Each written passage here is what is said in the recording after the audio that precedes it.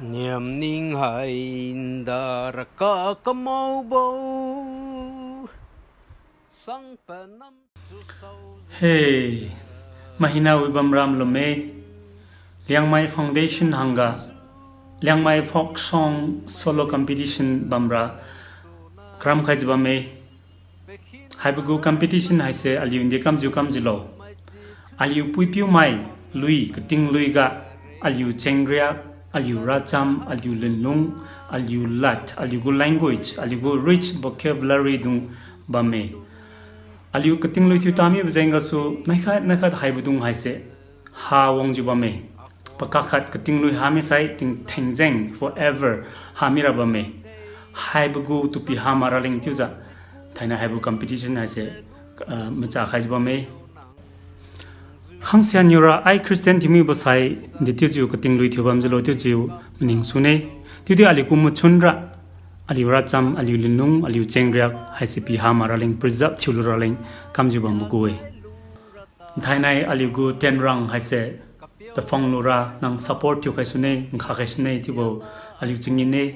khadi ramgonju bamne competition guru ka sha din taw khane haibu competition ga thura bu lui sai da kai huyang lui kumbo sing hungyan nang plion thiu bu lui kumbo lui rong lui ding zari lui khang liu lui kumbo ron na jaw ne acha ja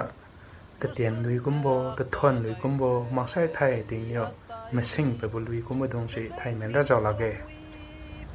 lam khat niyo pui mugu khadim piu mugu ku baw tam tam jo thyo ne chu ja ta thon di pui meneng tam piu meneng tam chu ja palang som som thyo ja pi ne liang mai te kum samri ri lam ko ba mai hi na haibu competition ga jaw suye